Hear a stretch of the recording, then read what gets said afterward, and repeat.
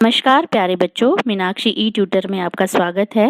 प्यारे बच्चों, आज के एमसीक्यू टेस्ट सीरीज में हमने बीएड सेकेंड ईयर के पेपर सेकेंड को शामिल किया है और उसकी फर्स्ट और सेकेंड यूनिट की आज हम चर्चा करेंगे।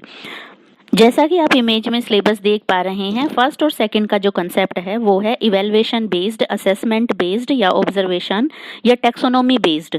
तो हमारा क्वेश्चन जो है फर्स्ट इवैल्यूएशन से जुड़ा हुआ है, what are the 3 process of evaluation. प्यारे बच्चों, जब भी क्लासरूम में टीचर एंट्री करता है अपने कंटेंट मैटर के साथ, तो उसका एक ऑब्जेक्टिव होता है, वो बच्चों के बिहेवियल टर्म्स की जाँच करता है या उसके बाद अपने लर्निंग एक्सपीरियंस को काउंट करता है या बच्चों के लर्निंग एक्सपीरियंस काउंट करता है, या हम कह सकते हैं कि वो पूरे सिस्टम को ऑब्जर्व करता है। यहाँ एक डायग्राम भी आपके साथ शेयर किया है, इस आधार पर इसका ऑप्शन बनता है डी।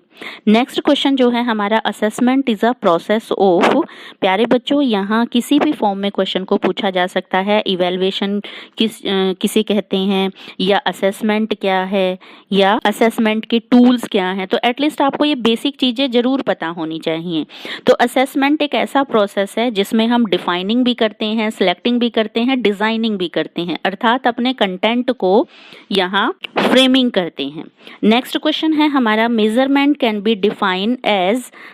प्यारे बच्चों, वैसे तो जो मेजरमेंट है वो एक ऐसा फॉर्म है असाइनमेंट का या हमारे इवैल्यूएशन का, जिसके थ्रू हम एक पैमाना तैयार करते हैं, एक मापक तैयार करते हैं, या जिसमें न्यूमेरिकल पोर्शन को फोकस करते हैं। लेकिन यहाँ जो ऑप्शन दिए गए हैं, उन ऑप्शन के अकॉर्डिंग अगर हम ध्यान से देखें तो एक मोटिवेशनल टूल भी है और टीचिंग टूल भी है। यानी कि हम एक अध्यापक होने के नाते जब बच्चों का मेजरमेंट करते हैं, परीक्षाएं लेते हैं और अंकों के आधार पर उसकी जजमेंट करते हैं, तब बच्चे का मोटिवेशन भी उसे मिलती है कि आपको इतना करने की और ज़रूरत है, और साथ में एक अध्यापक इसे एक टूल के रूप में भी इस्तेमाल करता है। तो यहाँ इसका ऑप्शन बनता है डी।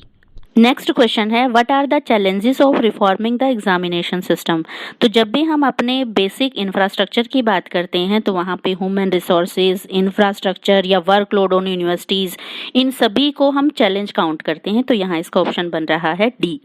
नेक्स्ट क्वेश्चन, एनसीएफ 2005, जो मोस्ट इंपॉर्टेंट क्वेश्चन है, how NCF 2005 help to frame objective that curriculum should B.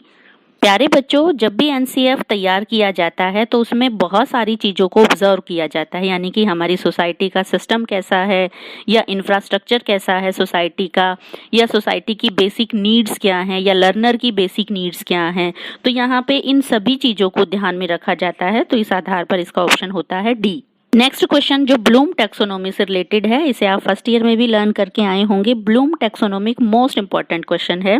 तो यहाँ इसके कितने डोमेन हैं, एक डायग्राम के थ्रू आप इसको समझ भी सकते हैं। यहाँ इसके जो डोमेन है वो तीनों की ही बात हम करते हैं, कॉग्निटिव डोमेन, अफेक्टिव डोमेन और साइकोमोटर डोमेन। तो इस आधार पर इसका ऑप्शन होगा डी। प्यारे बच्चों, क्योंकि ब्लूम टैक्सोनॉमी एक मोस्ट इंपॉर्टेंट क्वेश्चन है, तो किसी भी फॉर्म में क्वेश्चन पूछे जा सकते हैं। इसी वजह से हमने आपके साथ इससे रिलेटेड कुछ क्वेश्चन और शेयर किए हैं, जैसे cognitive domain is related with. तो यहाँ इसका ऑप्शन बनता है मेंटल स्किल। एक डायग्राम के थ्रू आप समझ भी सकते हैं कि कॉग्निटिव जो डोमेन है का संबंध ज्ञान से होता है। सेकंड क्वेश्चन जो है हमारा, affective domain is related with. तो यहाँ पे इसका ऑप्शन बनता है इमोशनल एरियाज, यानी कि अफेक्टिव जो डोमेन है वो हमारी भावनाओं से जुड़ा होता है। Next question, psychomotor domain is related with. तो यहाँ इसका ऑप्शन है मोटर स्किल, यानी कि शारीरिक गतिविधियों से रिलेटेड होता है हमारा साइकोमोटर डोमेन। प्यारे बच्चों, लास्ट क्वेश्चन है, what are the method of collecting information in formative assessment. यहाँ असेसमेंट से जो जुड़े हुए पार्ट हैं उससे रिलेटेड कुछ क्वेश्चन पूछे जा सकते हैं, जो आगे की टेस्ट सीरीज में हम आपके लिए तैयार करेंगे।